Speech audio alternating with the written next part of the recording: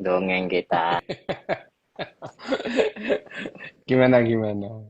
Lanjutan dari bab kemarin yaitu bab Ya, 10 mengenai mm. kukur-kukuran geger. Kukur-kukuran geger. Oh iya wes ini. Weh, aku yang ngombe sih, aku tak ngombe itu.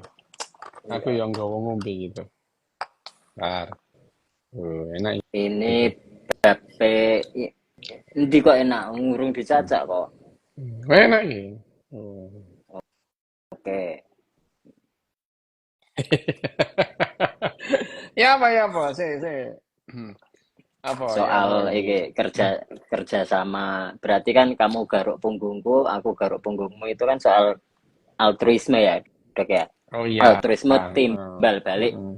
Nah, ini Heeh. ya apa itu? Ya, ini Bagaimana? gini ya, ini di bab yang namanya bab kamu garuk punggungku, aku menggaruk punggungmu itu sebetulnya yang namanya si Richard Dawkins itu mau yang namanya membahas mengenai apa itu yang disebut simbiosis itu ya.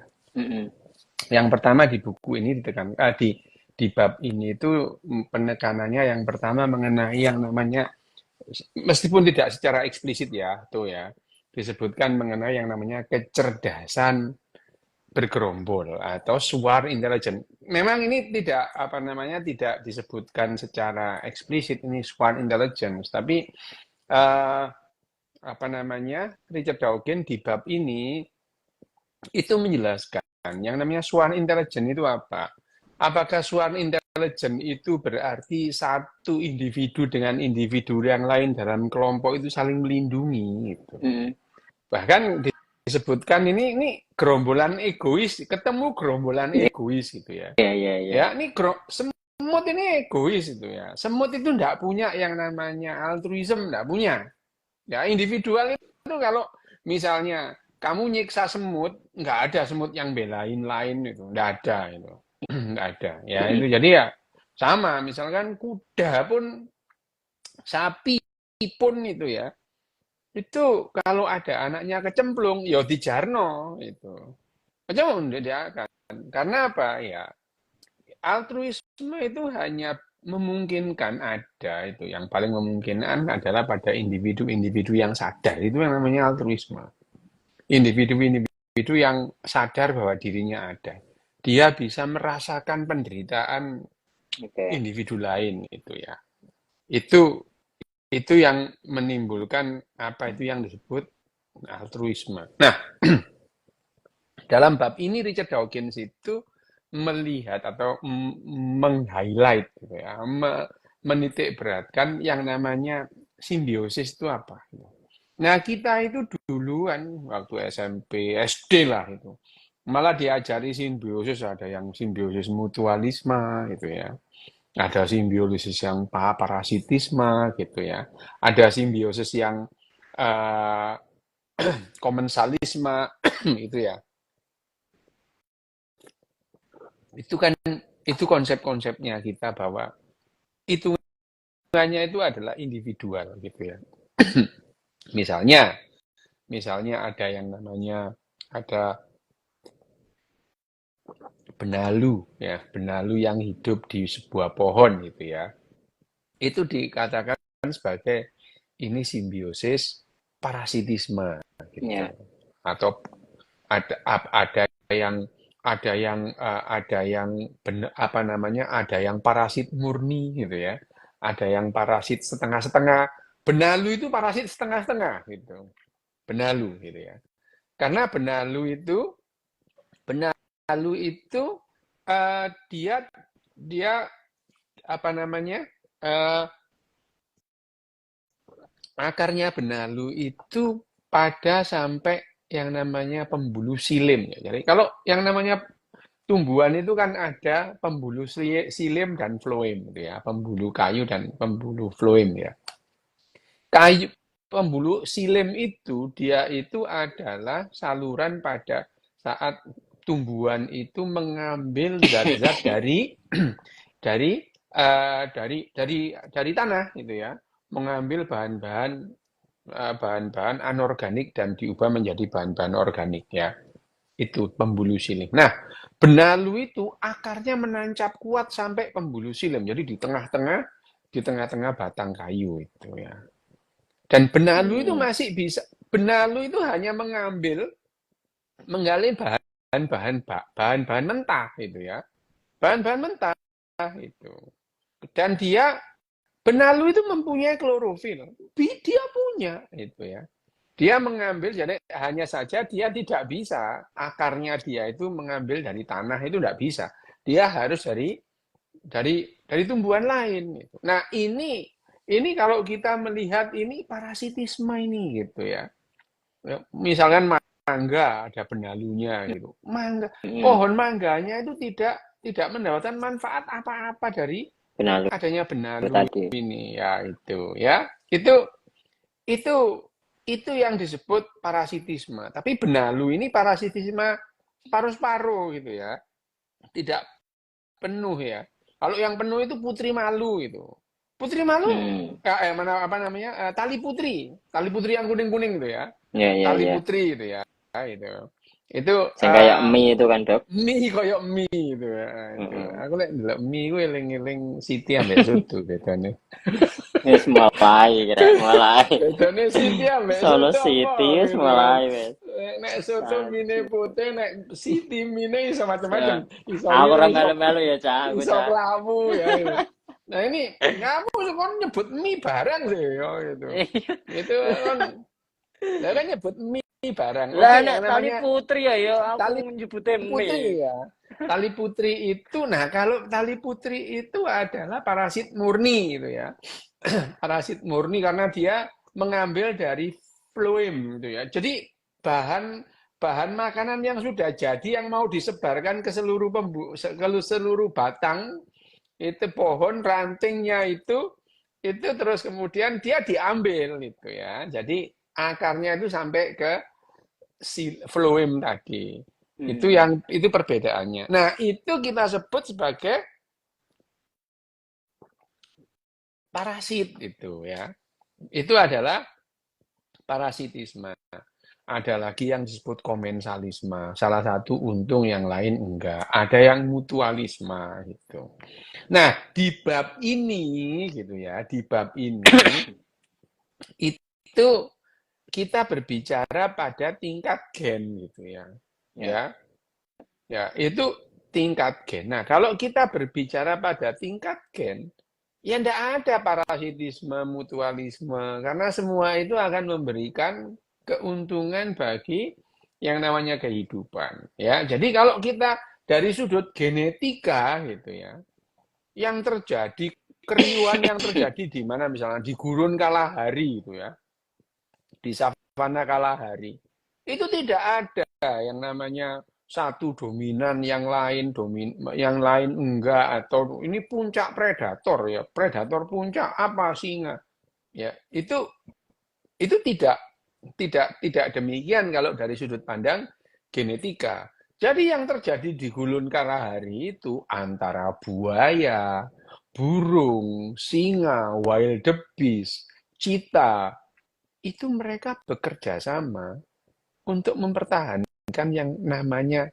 adanya kehidupan. Dalam hal ini gen ini egois. Hmm. Mereka itu membuat drama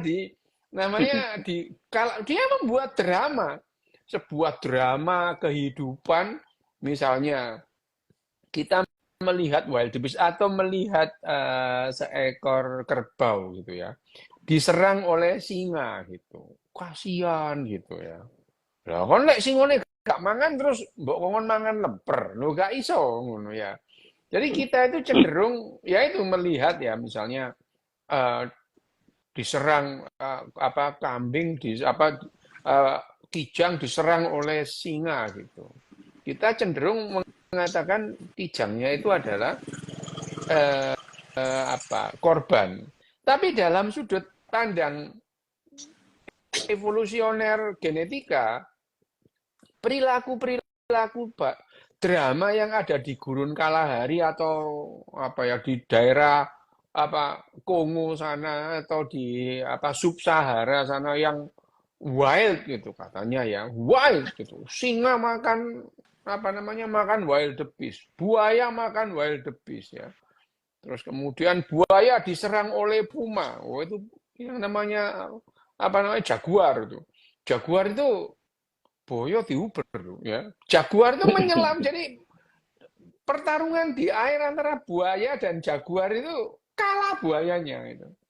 Nah, Oke. dan ini pun drama seperti ini yang di drive oleh gen itu. Jadi apa keuntungannya bagi ketahanan individual? Ini disebutkan di mana, di apa, Bab di 10. bab ini. Bagaimana yang namanya, misalnya di sini sebut ya, memang bahasanya Richard Dawkins itu kadang-kadang provokatif, menyebut yang namanya parental slavery gitu ya. Jadi perbudakan pengasuhan. Jadi diperbudak. Jadi misalnya dia tapi ya sebetulnya yang ditulis di sini itu bukan kata-kata Richard Dawkins. Jadi dia hanya mengutip beberapa peneliti sebelumnya. Karena Richard Dawkins itu ahli biologi ya, ahli biologi, ahli binatang, ya ahli mengamati kehidupan. Termasuk misalnya bagaimana dalam satu kelompok gitu ya, kelompok semut gitu ya. Semut itu semut itu perilakunya seperti itu. Itu masing-masing egois itu. Tidak ada semut yang menolong temannya kalau temannya itu celaka gitu. Nggak ada Hmm. gitu, nggak ada. Tetapi ngumpulnya semut yang apa namanya, miliaran, jutaan, bahkan itu menjadi malapetaka ya, menjadi malapetaka bagi binatang-binatang yang lain gitu ya. Ya, yang namanya eh, sekalipun cita, sekalipun kalau masuk dalam kelompok semut marabunta gitu, dalam waktu pendek habis citanya gitu. Hmm. Ya habis itu ya, marabunta itu. Nah, kalau misalkan dalam hal ini disebutkan yang dalam satu kelompok. Jadi Richard Dawkins menggambarkan ini ya, kalau kita berbicara mengenai swarm intelligence itu adalah bagaimana satu individu dengan individu yang lain membentuk satu gerombolan itu dan memperkuat peluangnya untuk hidup gitu ya. Ya, itu itu sudah jadi uh, keinginan dari gen yang maha kuasa loh ya gitu itu. Gen ini maha kuasa gitu. Ya, ya, Misalnya ya. bagaimana gazel itu apa? Gazel itu apa, kijang ya, apa, kijang gurun Kalahari atau Sahara itu. Dengan adanya singa itu ya, maka gazel-gazel yang larinya lebih cepat, gitu, dia akan mempunyai eh, potensi atau kemungkinan hidup lebih tinggi ketimbang gazel-gazel yang larinya tidak cepat. Diburulah oleh yang namanya cita, harimau, singa gitu ya. Singa. Ya. Jadi yang terjadi adalah kerjasama antara binatang-binatang pemangsa seperti jaguar, cita, harimau dengan yang namanya gazel gitu ya, antelope gitu. Mereka itu kerjasama. Kerjasama apa? Kerjasama bahwa mesin-mesin gen yang kita bahas itu, mesin-mesin replikasi itu akan menjadi efektif kalau masing-masing individu itu mempunyai kecenderungan ketahanan hidup lebih tinggi, gitu ya. Hmm. Dan itu yang terjadi secara evolusioner gitu ya. Gazel yang larinya cepat gitu ya. Gazel yang larinya cepat, dia mempunyai kemungkinan untuk menurunkan sifatnya lebih tinggi ketimbang yang larinya nggak cepat. Kenapa? Yang larinya nggak cepat, dia kecekel macan mati, nggak sempat ngentu ya gitu ya. Nggak sempat ngentu ya. Berarti Ya, tidak bisa ya mau berketurunan ya toh? ini nggak bisa punya keturunan karena tidak punya Ya. keturunan dia tidak bisa menurunkan sifatnya sehingga Nah, yang tersisa adalah gazel-gazel atau antelope yang larinya kenceng bisa siksak gitu ya itu bisa siksak gitu bisa siksak sehingga menyulitkan yang namanya cita itu cita itu adalah eh, binatang dengan eh, larinya paling cepat, paling kenceng gitu ya. Di di Afrika itu cita paling kenceng gitu ya. Cita paling kenceng. Hanya saja dia tidak tahan lama gitu ya. Koyo yo om layune mari ngono kesel ngono ya tuh ya. Mainnya mek dino tok ngono ya itu. Ya itu adalah dino. Nah, akhirnya cita-cita yang larinya kenceng itu seringkali kecapean kalau mengejar antelope itu ya itu. mhm. Kecapean mendengar antelope itu. Nah, dan ini juga didrive oleh gen gitu ya. Jadi akhirnya gen itu membuat yang namanya gurun kalahari itu dengan dramanya yang berulang pada saat kekeringan semua yang pada saat kekeringan itu singanya itu betul-betul wah mana ini buruan nggak datang-datang gitu ya. Begitu hujan terus kemudian ada genangan air mendadak aja wild beast jutaan datang gitu ya. Wild beast yang datang dan pergi ini juga merupakan drama kehidupan yang ada di gurun Kalahari selama miliaran tahun dan membuat yang namanya Kalahari itu kehidupan makin banyak. Nah, ini yang disebut dengan simbiosis. Jadi simbiosis itu kita menyebut simbiosis parasitisme itu. Itu terus kemudian merugikan. Ya, siapa yang rugi? Nggak ada yang sebetulnya yang tetap Mhm. aja yang diuntungkan adalah gen itu ya. Yang diuntungkan adalah gen.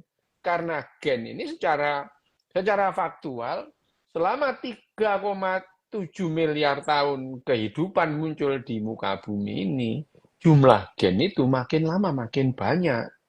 Sampai Ya. sekarang gitu. Abadi tetap ada dan makin banyak gitu. Nah, kalau kita melihat tadi, jadi eh, kamu garuk punggungku, aku garuk punggungmu itu ya, ya itu berarti yang namanya ya tidak ada simbiosis yang tidak mutualisme bagi gen itu tidak ada gitu. Semua menguntungkan gen gitu. Nah, pandangan pandangan bahwa satu tumbuhan merupakan parasit bagi bagi Tumbuhan lain. bagi tumbuhan lain atau bagi binatang yang lain itu adalah karena manusia itu melihat dari satu sisi saja gitu. Ya. Ya, ya. Dari satu sisi saja gitu. Misalnya untuk kepentingan manusia gitu ya. Parasit misalnya parasit bagi manusia itu yang disebut apa misalnya? Cacing pita atau cacing gelang Hmm. gitu ya. Apa atau cacing kremi. Cacing kremi itu bagi kita parasit gitu ya. Cacing kremi. Loh, Iki iya, cacing kremi. evolusi dari nganu dari kelopo. Loh ya Kelompok. apa sih, Rek? Lah nek mangan kelompok, aja mangan kelompok kon kremien gitu ya. Oh kukur-kukur ngono. Evolusi Gatelan. Lah yo kremi. kremi ku lho kok ya metu nang silit gawe gatel ngono. Ya itu padahal kremi. Tapi ya sekarang apa ya itu. Nah, itu adalah kita melihat dari manusianya gitu. Ya misalkan apa yang disebut itu panu gitu, jamur gitu ya, jamur di panu itu membuat parasit gitu bagi Bagi kita. manusia. Tapi kalau kita melihat ya, kalau melihat Milat, kalau kamu pernah melihat seekor paus gitu ya, seekor paus gede itu, whale itu. Paus itu bukan hanya sekedar paus itu. Banyak kerang-kerang nempel di tubuhnya itu. Di Nah, tubuhnya kita ya. menyebutnya parasit itu ya. Itu kita nyebutnya parasit. Nah, manusia ini ya, tapi ya gini, manusia ini sel kita sel selnya Cito misalnya itu. Selnya Cito itu ditemani oleh 20 bakteri. Satu selmu ditemani oleh Oke. 20 bakteri gitu ya. Ya itu itu sudah gitu. Tapi kalau bakterinya itu diambil semua, dalam waktu singkat kamu mati, Hmm. gitu. Ya, dalam waktu nggak terlalu lama, nggak sampai setahun kamu mati, gitu. Karena tubuhmu itu sudah memerlukan adanya bakteri Escherichia coli gitu ya. Memerlukan Staphylococcus yang ada dalam mulutmu. Mulutmu ini betul-betul banyak yang namanya di situ Bakteri. itu ada bakteri banyak, jamur pun banyak. Hanya jamurnya itu bersifat dia hidup di situ, memerlukan kita, kita juga memerlukan Nggak mereka. memerlukan. Jadi sebetulnya tidak ada itu namanya parasit itu, tidak ada. Hanya saja sekarang kalau kamu panuen gawe kalpana misalnya teng teng teng teng teng itu cek nih kon gak elek-elek nemen ngono lho ya ngono ya. Iya, iya, iya. Wis elek panuen ngono ya itu. Ya itu padahal ya jamur kan juga perlu hidup gitu ya. Tapi jarine menungso ya urip pojok nang omahku ngono ya gitu. Hmm. Nah itu. Nah, jadi dalam sudut pandang evolusioner biologi atau genetika, tidak ada itu yang namanya simbiosis mutualisme, simbiosis komensalisme, simbiosis parasitisme, enggak ada itu. Ya itu. Nah, itu adalah karena gen itu mendrive semuanya bisa bekerja sama untuk mempertahankan Oke. keberadaan gen itu ya itu keberadaan gen. Nah sekarang kalau misalnya tapi ini ya memang yang namanya Richard Dawkins itu karena dia itu ahli perkewanan ya Biologi ya. pertumbuhan biologi ya dia itu sering dalam hal ini ya mungkin tidak banyak yang tahu mengenai bagaimana itu kan kita kemarin sudah ngomong jenis kelamin. Yang jenis kelamin itu alam semesta itu akhirnya faktanya adalah kecenderungannya adalah laki-laki dan perempuan itu 1:1, mendekati 1:1 ya itu. Yang unik kita sering kali menganggap yang namanya jenis kelamin itu ya nih X sama Y gitu ya Hmm. menghasilkan yang namanya jenis kelamin gitu ya. Kita karena kita tidak paham gitu. Beda sama-sama Richard Dawkins karena dia itu serangga pun dia mati gitu ya gitu. Serangga pun dia mati. Nah, di sini yang ada sesuatu yang di bab ini mungkin pengetahuan yang unik ya ya aku sih wis ngerti kebian cuman Richard Dawkins itu menyampaikan dengan bagus gitu ya bahwa yang namanya eh, contohnya adalah kehidupan yang namanya Hymenoptera gitu. Hymenoptera itu serangga ya ya apa ya Hymenoptera itu ya ini apa namanya semut itu juga Hymenoptera gitu ya. Terus kemudian lebah itu juga Hymenoptera, rayap itu juga Hymenoptera gitu ya. Rayap ini. Tapi yang unik itu adalah eh, nih dari kelompok-kelompok serangga ini Hymenoptera itu semut, lebah, tawon ya. Lebah sama tawon itu beda ya itu. Beda. Ini apa namanya sistem penentuan jenis kelaminnya itu tidak sama dengan misalnya burung atau apa namanya kemarin kita bahas apa namanya reptil atau kodok gitu ya Hmm. kata itu reptil atau amfibi yang menentukan jenis kelamin itu berdasarkan endoknya itu netesnya itu di suhu berapa dia akan jadi laki-laki atau perempuan. Nah, Ya. kemudian kode genetik baru muncul berikutnya pada mamalia gitu. Nah, tapi yang pada Hymenoptera ini ditulis itu di apa? Di bukunya Richard. Richard Dawkins ini. Ya, ini menentukan jenis kelamin ini unik gitu. Bahkan dia bilang sangat aneh gitu. Nah, aku juga heran kenapa dia menggunakan istilah sangat aneh itu ya. Tapi rayap tidak termasuk aneh gitu ya. Rayap itu tidak termasuk aneh. Apa namanya? Tidak memiliki keunikan. Misalkan sarangnya Hymenoptera itu biasanya gitu ya. Biasanya hanya punya satu ratu gitu ya.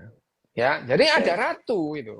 Ratu lebah, ratu semut itu ada gitu. Hmm. Nah, ratu ini gitu ya. Ratu ini itu terbang dan kawin cuma sekali. Oh ya kan beda ya itu. Kalau manusia itu kawin bendino. Lah iso sedino ping telu ngono ya. Eh, ya senengane itu ya. Jadi kalau Ratu Lebah ini, Ratu Hymenoptera ini, ya lebah, ya tawon, ya apa namanya, ya semut itu Semut. ya. Itu kawin itu apa cuma sekali itu seumur hidupnya itu ya. Dia itu kawin terus spermanya itu disimpan di perut dalam Hmm. tubuhnya sepanjang hidupnya. Loh ya, bayangin aja. Bisa 10 tahun, bisa lebih. Nah, ini loh, ini disampaikan oleh Dawkins itu ya. Jadi kalau baca Dawkins, oh iya, yo, aku tahu mau iki gitu ya, tahu baca. Ya. Itu ya. Nah, ini dijelaskan bagaimana yang namanya Hymenoptera, ratu lebah atau ratu semut gitu ya, terbang untuk kawin, menemui pejabat, kawin cuma sekali tuh. Spermae disimpen tuh, gitu. Bayang no tuh, lek kon ketemu wedok terus spermamu disimpen. Sperma cito disimpen nang bank sperma. Walah gitu. Bangi langsung gak payu tuh. Ditakoni bank Simpan sperma itu. simpan yang kulkas. Lah ya makanya ya. 10 tahun atau lebih. Nah, terus yang namanya ratu ini, ratu lebah atau ratu semut ini membagi-bagikan sperma ke telur-telurnya selama bertahun-tahun. Bayang no kamu ini ya. Ya itu apa namanya bertahun-tahun dia membagikan telurnya selama bertahun-tahun. Nah, terus kemudian ini memungkinkan telurnya dibuahi begitu keluar melalui saluran indung telurnya. Jadi begitu telurnya itu keluar langsung dibuahi oleh sperma yang disimpan itu ya, disimpan itu. Hmm. Itu. Ya, tapi tidak semua telur dibuahi gitu ya. Jadi tidak semua telur dibuahi. Lah kamu tahu, telur yang tidak dibuahi itu akhirnya jadi Hymenoptera jantan. Loh, unik ya itu. Oh, alah. Ya, ini unik ini itu ya. Jadi telur yang dibuahi oleh sperma yang sudah disimpan Di perut. bertahun-tahun itu, begitu ada yang namanya telur itu keluar gitu ya. Telur itu keluar ya, apa namanya? Telur itu keluar terus kemudian dari indung telurnya, dari ovariumnya langsung dibuahi. Itulah jadi yang namanya Hymenoptera betina. Loh, Hmm. gitu ya. Jadi yang jantan itu fotokopi dari ibunya, ajaib ya. Ini keunikan kalau dibandingkan manusia. Kalau kita ini malah apa namanya? Kalau manusia itu malah yang namanya dua-duanya dapat, laki-laki ya dapat, perempuan ya dapat. Ya, bahkan yang laki-laki itu eh, apa namanya? Dapat kromosom Y gitu ya. Ya karena Hmm. kromosom X. Nah, tapi pada Hymenoptera ini, Hymenoptera itu jadi yang jantan itu adalah secara genetik adalah fotokopi dari emaknya. Ya apa? Emak fotokopinya jantan tuh. Ini ya itu. Ini adalah apa namanya? Ini adalah keunikan pada Hymenoptera gitu ya ini. Jadi yang namanya Hymenoptera jantan itu adalah foto secara genetis fotokopi dari emaknya itu dari ibu. Nah, Hymenoptera itu uh, ini yang Hymenoptera betina tadi itu di sisi lain normal gitu. Yang jantan tadi itu dianggap tidak normal gitu ya. Kenapa? Ya itu tadi itu. Satu set kromosomnya hanya didapatkan dari emaknya Dari ibu. gitu. Dok. Ya, dari emaknya itu ya. Bukan bukan satu set separuh dari ibunya, separuh dari bapaknya enggak ini. Jadi Hymenoptera jantan hanya memiliki satu salinan setiap volume Hmm. dari setiap sel gitu ya. Jadi bukan dua sel gitu ya. Itu yang namanya betina. Nah, yang Hymenoptera betina di sisi lain, ya kalau dibandingkan dengan manusia itu kayak normal gitu ya. Nah, normal karena dia memiliki bapak. Dia itu punya bapak. Bayangin ya. Jadi yang namanya Hymenoptera jantan itu nggak punya bapak, cuma punya ibu. Punya ibu. Loh ya. Nah, Iya, iya, iya. Hymenoptera betina itu dia punya bapak, dia punya ibu, jadi dia punya ayah dan memiliki set kromosom ganda Dari ibu seperti ya. kita gitu ya. Hmm. Ya. Nah, terus apakah dia berkembang menjadi pekerja atau ratu? Itu tidak tergantung, itu tidak tergantung dari gennya, tapi tergantung bagaimana dia dibesarkan ya.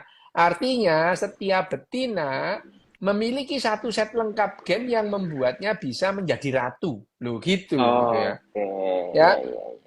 ada sebagian menjadi Jadi ratu, tidak sebagian tidak dipilih kayak enggak, pemilu lah dok. tidak secara genetis. Jadi apa namanya Ratu Himenoptera, Ratu Lebah itu tidak secara genetis. Dia akan menjadi ratu atau menjadi pekerja itu adalah tergantung bagaimana dia dibesarkan gitu ya, gitu.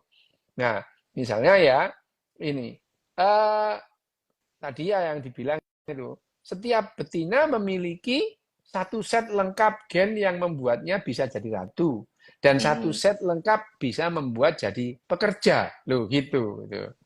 Entah pekerja entah tentara ya karena Ya. yang bukan ratu itu dia akan jadi apa namanya pekerja bisa jadi tentara itu. Nah, gen yang mana yang diaktifkan tergantung bagaimana dia dipelihara. Loh, ini yang disebut sebagai tadi itu apa slavery parenting gitu. Parenting. Jadi ya, nah dalam apa namanya Richard Dawkins juga mengatakan apa manfaatnya semut itu jadi pekerja gitu. Ya kalau ditanya gitu kamu uh, pakai ukurannya menungso gitu. Iya. Apa manfaatnya Cito bekerja? Ya, paling nggak bekerja ya tambah gak dilere apa iku. Adik-adik iku ya. Ya, gimana? Jadi gini, eh gini, sekali lagi, Richard Dawkins itu sering itu ya secara analogi menganalogikan itu seperti bahwa individu binatang ini itu tadi apa namanya eh seperti manusia gitu ya. Padahal tidak gitu. Perilaku mereka secara berturun-turun jutaan generasi itu sudah dirancang berbeda sama manusia gitu ya. Hmm. Sama gitu ya, lebah itu, lebah. Lebah itu punya aturan itu. Makanya dia itu misalnya lebah itu memberitahukan di mana adanya madu. Dia itu menari-nari gitu. Menari-nari gitu ya. Jadi lebah lebah kalau lebah itu lebah lebah pekerja itu terbang terus dia menemukan menemukan menemukan apa namanya tumbuh-tumbuhan yang bisa dihisap itu apa namanya sarinya itu dia mendatangi temannya dan melakukan ritual gitu Oke. terbangnya membentuk angka 8 atau membentuk angka 19 itu bahkan dari ritual terbangnya itu si lebah memberitahukan arahnya kemana, jauhnya berapa gitu. Ya ini, nah apakah ini didasarkan oleh karena dia les nari nang guru nari? Ya enggak tuh, itu ya Hmm. itu. Ya, ya, ya, Lah ya. prasamu itu ya enggak itu. Ini betul-betul didrive oleh gen gitu ya. Jadi pada saat lebah itu mendapatkan sari gitu ya di pada sebuah apa namanya kembang gitu ya. Zat-zat yang ada dalam sari itu ya apa namanya dari sari itu membuat reaksi kimia dalam tubuhnya gitu dan mendrive sistem sarafnya untuk melakukan itu gitu. Jadi kalau kemudian ada yang namanya lebah kontak pertama kali dengan bunga gitu dan dia merasakan sarinya terus kemudian dihisap gitu. Yang pertama, hisapan pertama itu memberikan respon kimiawi yang merangsang susunan saraf yang sederhana di lebah itu dan membuat dia lebah-lebah itu cenderung kembali ke kelompoknya dan kemudian dia menari. Dan tarian-tarian ini ya bukan karena les ke guru nari, ya, enggak itu ya. Tapi didrive oleh gen gitu. Jadi kalau ditanya, apa manfaatnya jadi pekerja bagi yang namanya Hymenoptera itu? Loh, ya ya nggak gitu cara mainnya gitu ya. Mm-mm. Ya kalau gitu apa apa manfaatnya jadi ratu lebah gitu. Ya dia kan nggak usah pergi gitu ya. Nggak usah nggak usah cari Kalau makan. mm-mm. Nggak usah cari makan. Padahal tadi seekor betina itu dia menjadi pekerja, menjadi terus kemudian tentara gitu itu. Karena bagaimana dia dibesarkan. Sehingga ada yang namanya apa jenenge? Sel-sel apa set-set dari gen yang diaktifkan sehingga terekspresi gitu ya Ya, tuh ya, gitu. Nah, ya, ya. dan ini membuat mereka bekerja sama. Lebah itu akhirnya dia kalau dia terbang bareng nggak mungkin tabrakan tuh gitu. Lebah itu nggak mungkin tabrakan gitu. Ya, Sayap ya. ketemu sayap itu nggak mungkin tabrakan gitu ya. Padahal aturan-aturannya sederhana gitu. Aturan-aturannya yang terjadi pada lebah itu sederhana. Kalau di sebelah kanan ada lebah gitu, ada lebah, maka aku akan menjauh beberapa mili ke kiri itu, ya. Semua lebah secara genetik gitu, jadi nggak mungkin tabrakan gitu. Padahal aturannya sederhana, aturan sederhana yang ditaati. Kenapa? Karena full didrive oleh gen, mereka Ya. tidak punya keinginan lain selain keinginan gen yang maha kuasa tadi gitu ya. Jadi ini menjelaskan. Jadi memang pertanyaan-pertanyaan apa manfaatnya jadi pekerja? Orang dia cuma cari aja gitu ya. Tapi ya sebagai catatan yang namanya Hymenoptera pekerja ini itu juga mendapatkan reward ya, mendapatkan hadiah dari ratunya gitu ya. Ya berupa ya itu tadi apa makanan. Tapi apakah dengan demikian kalau dia nggak bekerja nggak makan? Itu lah anu aja, nggak usah bekerja terus daftar anu aja sebagai calon bupati itu nggak perlu bekerja. Loh, itu lakon ya itu. Itu adalah susunan masyarakat pada manusia, pada binatang tidak demikian gitu ya. Bekerjanya semut itu ya, demikian banyak. Kenapa semut itu bisa bekerja sama gitu ya? Karena semut mempunyai aturan-aturan, kalau di depan itu ada bau teman, diikuti. Dan dia ngentut ke belakang supaya temannya di belakang ngikuti. Gitu. Aturannya cuma begitu, gitu ya. Iya, Gitu. iya, iya. Aturannya cuma begitu. Dan itu membuat yang namanya semut itu teratur, gitu ya. Dan ini ya aturan ini tidak akan dilanggar oleh semut, gitu. Instruksi Karena gen dia tidak berarti punya itu ya. aturan lain, instruksi gen gitu. Sementara manusia ini dikasih tahu, jangan dilarang belok kanan. Itu kan sesuatu yang kamu tahu belakangan gitu. Jadi kalau kamu dikasih tahu orang tuamu, dikasih tahu temanmu, dikasih tahu gurumu, lo ini lo tanda begini itu dilarang ke kanan gitu. Ya, Mm-mm. ya itu.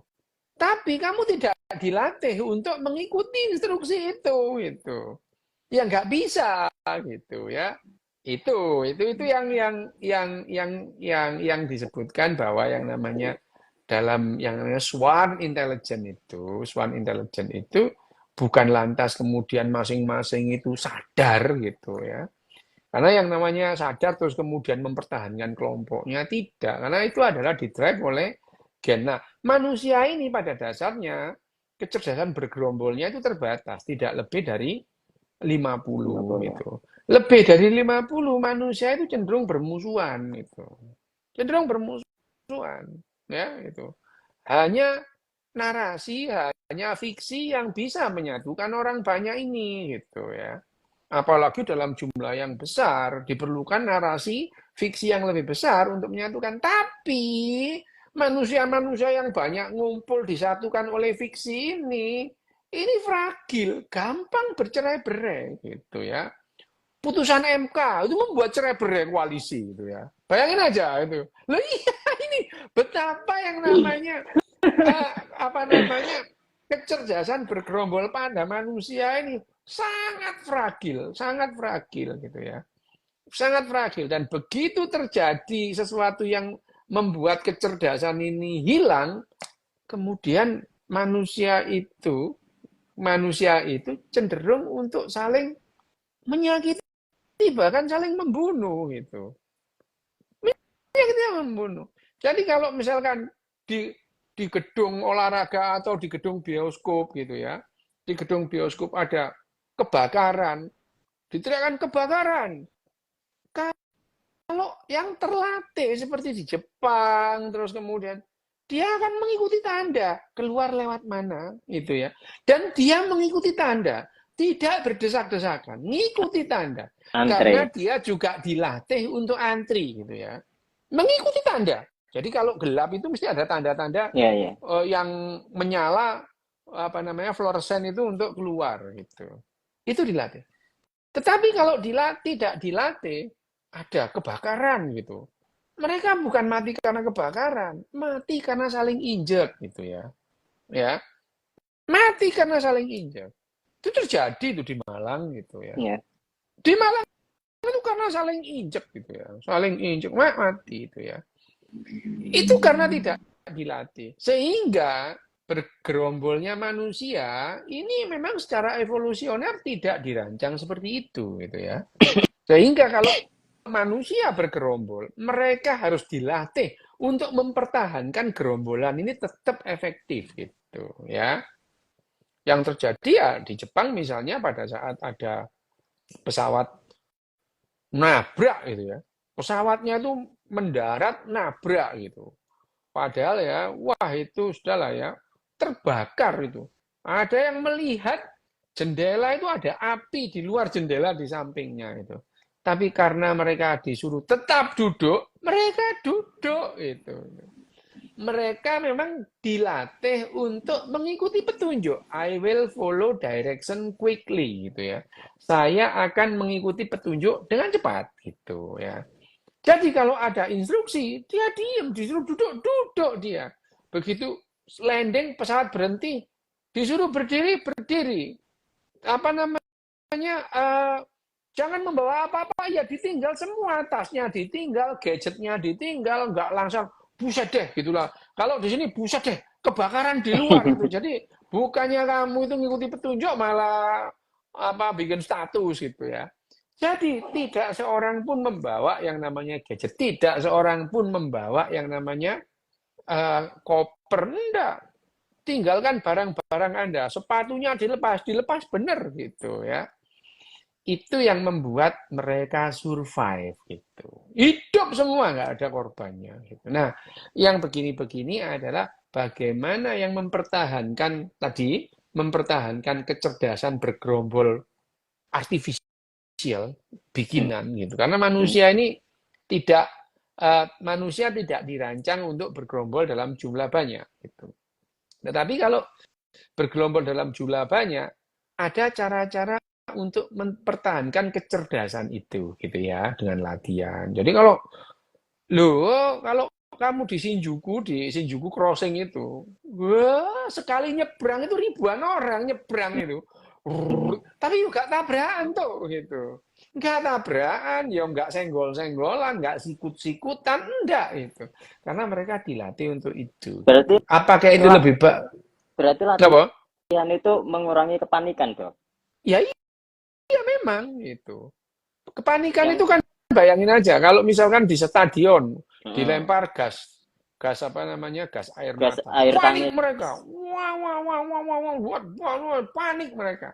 Tapi kalau terbiasa pintunya sebelah kanan, dia tahu gambarnya, dia akan antri, ya. Mereka bisa paham bahwa antri itu memang disimulasikan, dilihat. Kalau dalam stadion berisi 50.000 orang, kalau dia berjubel gitu, 1 jam nggak kelar gitu. Tapi kalau antri 15 menit habis gitu. Jadi mereka itu sudah tahu dan dilatih. Oke. Jadi dilatih dan diberitahu manfaatnya gitu. Ya, itu kita diberitahu manfaatnya tapi tidak pernah dilatih. Manfaat antri kita tahu gitu, tapi tidak Mm-mm. dilatih gitu. Jadi ya tidak bisa. Nah, kembali lagi ke bukunya apa namanya? Dawkins. Bukunya Richard Dawkins tadi itu. Jadi yang terjadi adalah simbiose. Apapun jenisnya, misalnya seperti tali putri atau benalu tadi atau kerang yang nempel di Tubuh apa namanya? paus. Tubuh paus atau tubuhnya penyu Kura-kura. itu, kura-kura itu bukan lantas itu merugikan individu, bukan, itu adalah kehidupan gitu. Manusia ini memang anomali gitu ya. Kalau kita cantik, nih kepingin cantik, jamur-jamur di kulit kita itu harus Bersihkan. dihilangkan gitu. Tetapi ya memang iya gitu. Ada yang namanya disebut akhirnya manusia itu mengelompokkan mana-mana binatang-binatang mana, jamur mana yang menguntungkan kita gitu ya. Jamur kamu makan, bakteri kamu makan gitu ya. Minum Yakult itu kamu makan bakteri gitu ya. Bakteri baik, kamu bilang nggak bakteri itu ya nggak ada, bakteri baik nggak ada, bakteri buruk ya bakteri ya bakteri. Tapi manusia itu untuk kepentingan manusia, akhirnya kita bisa mengambil ini loh yang menguntungkan kita gitu ya, menguntungkan kita.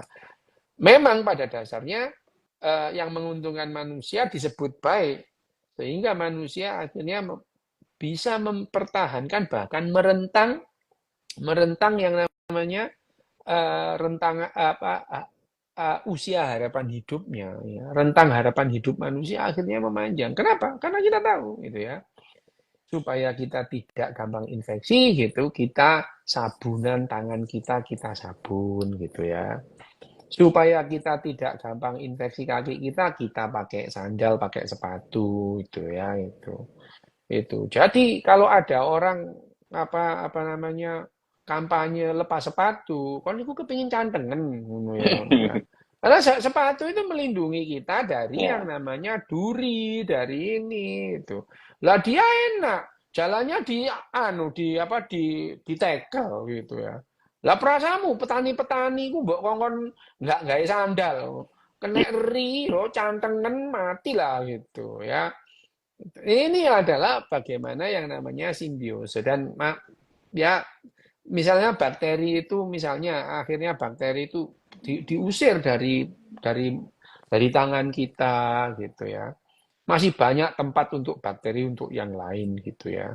Dan pada akhirnya toh ya yang namanya kehidupan itu ya ya saling membantu gitu ya itu. Itu yang namanya apa? eh, yang disebut Garuk. kamu garuk tuh punggungku dan aku garuk punggungmu. Menggaruk Jadi tidak punggungmu. ada yang namanya di sini yang namanya parasitisme itu tidak ada karena semua itu mendukung baik di level spesies maupun level genetik itu memberikan keuntungan evolusioner. Nah, ngono to.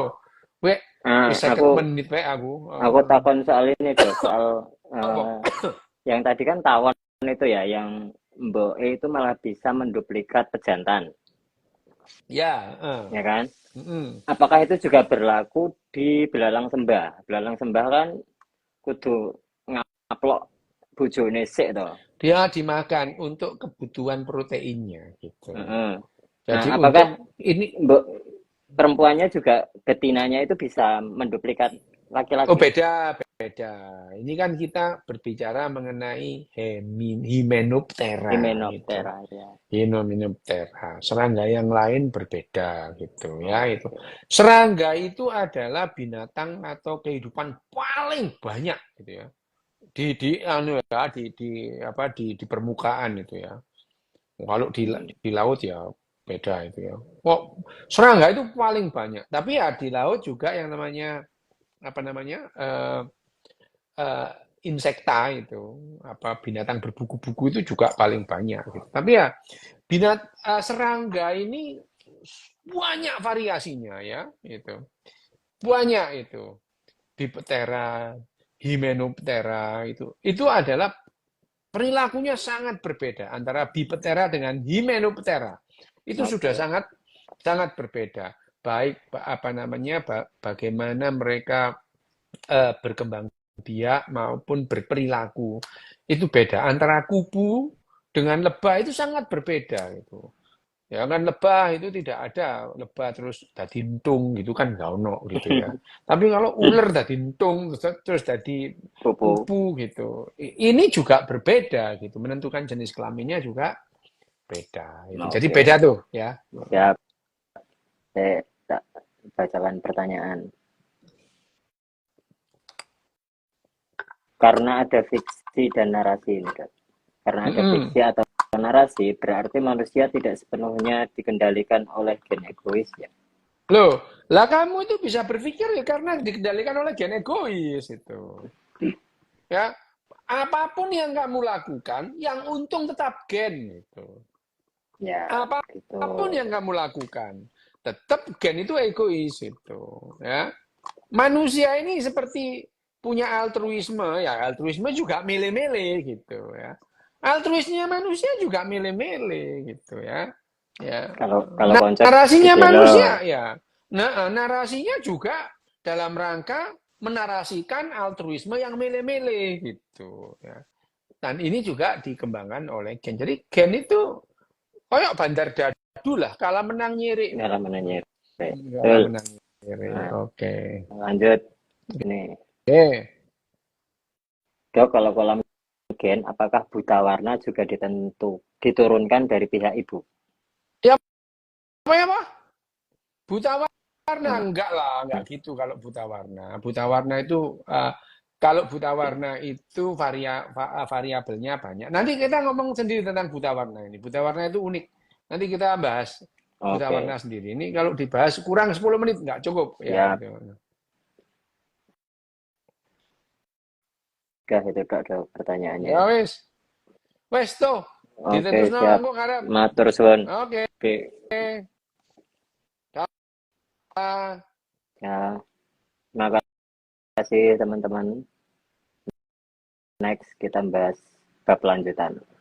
Kalau yang tanya itu di kolom komentar aja ya. Jadi ini biar gampang milih-milih. Makasih, selamat malam.